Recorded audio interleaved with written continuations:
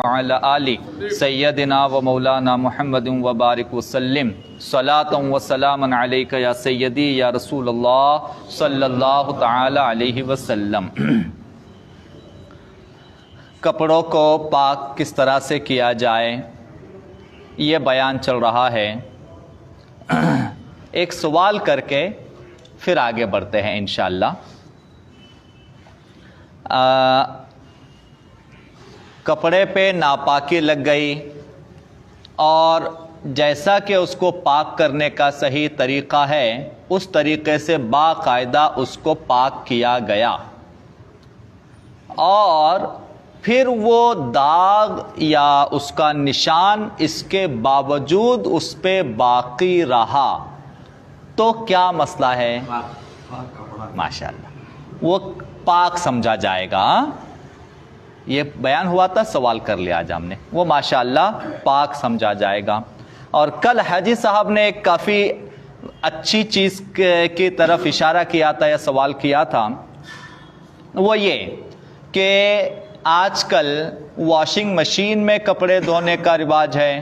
اکثر گھروں میں آج کل مشینوں سے کپڑے دھوئے جا رہے ہیں، تو اس کا کیا مسئلہ ہوگا یا اس میں کیا احتیاط کرنا ہے یا اس کے کیا مسائل ہیں؟ تو اب دیکھیے، مسئلہ تو جناب وہی بنے گا کہ واشنگ مشین میں سارے کپڑوں کو ایک ساتھ ڈال دیا جاتا ہے، اور جیسا کہ کل بیان ہوا کہ اگر ایک کپڑا ناپاک ہے اور اس ایک کپڑے کو سارے پاک کپڑوں میں اگر ملا کر دھویا گیا یا ملایا گیا تو اب ظاہر سی بات ہے سارے کپڑے ناپاک ہو ہی گئے۔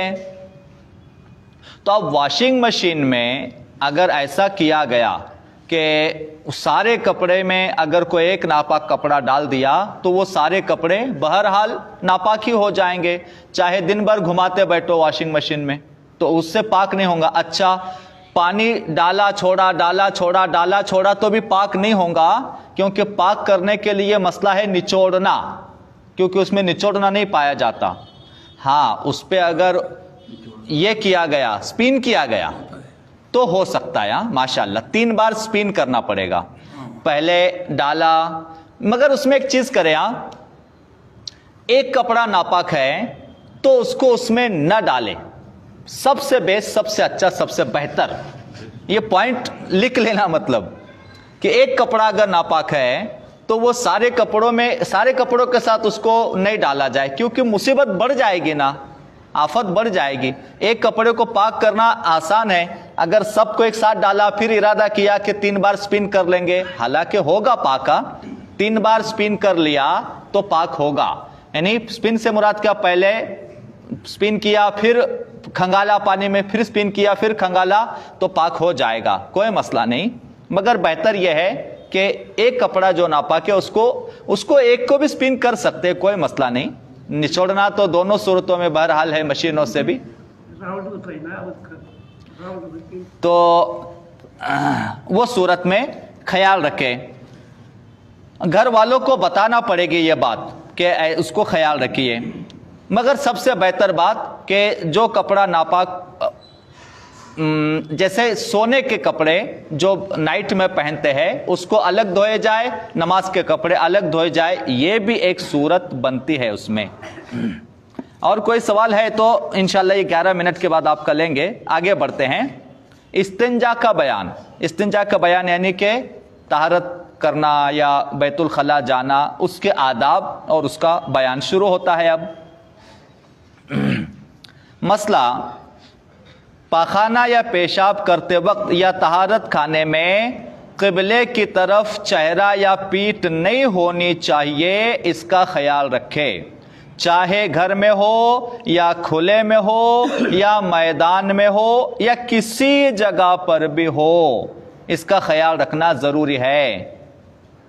اور دیکھیے آگے تاکید کیا لکھی ہے، تاکید یہ لکھی ہے، اگر بھول کر قبلے کی طرف منہ یا پیٹھ کر کے بیٹھ گیا تو بعد میں یاد آنے پر توبہ کر کے معافی مانگ لے۔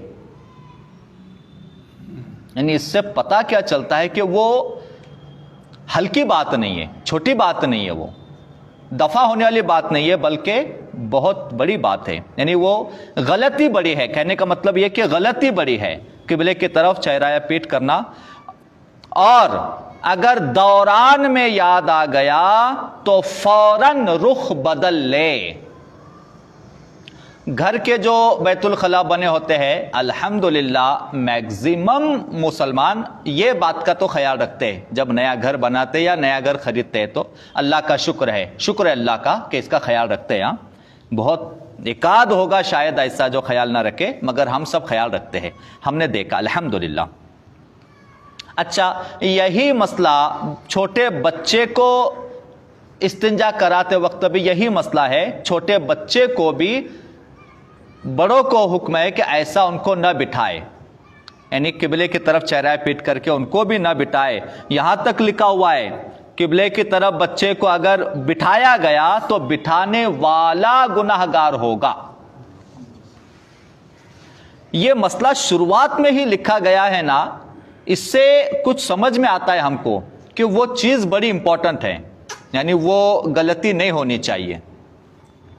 سفر میں خیال رکھے.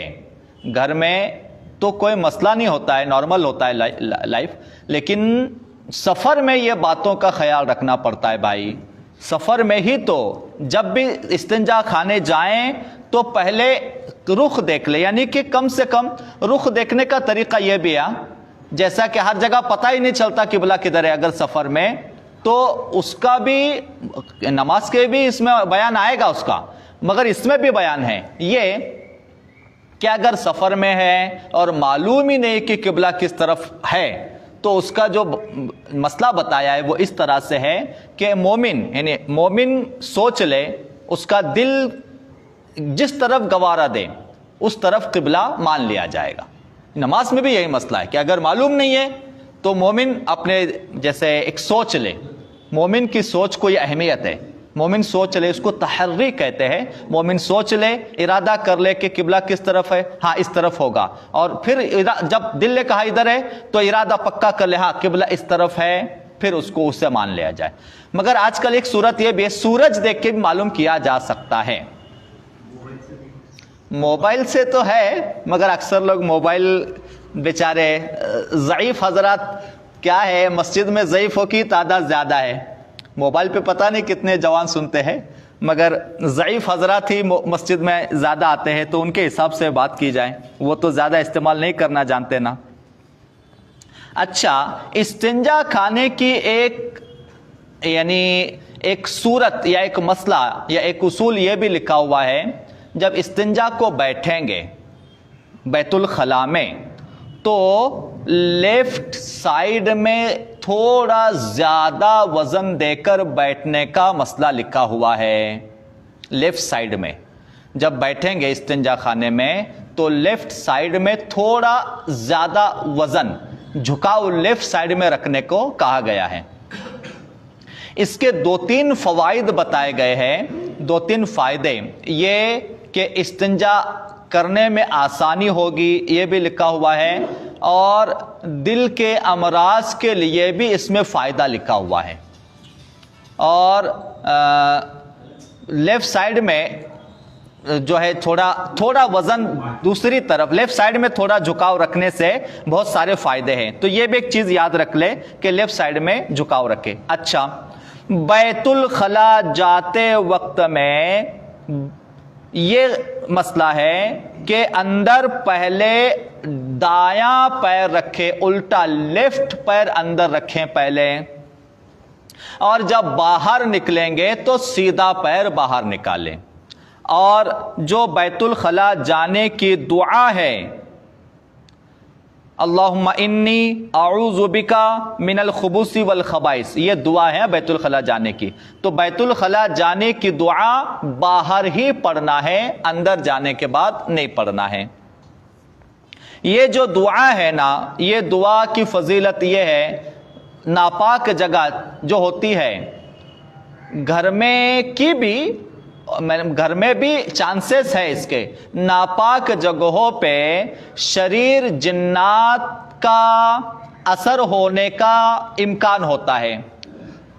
گھروں میں بھی مسئلہ ہے، یہ گھر میں بھی یعنی پاسبل ہے، ممکن ہے. زیادہ تر میدانوں میں جو گندی جگہیں ہوتی ہے ان جگہوں پہ زیادہ اس کا اثر ہوتا ہے، مگر گھر میں بھی ممکن، یعنی ناممکن، امپاسبل نہیں کہا گیا، ممکن کہا گیا ہے.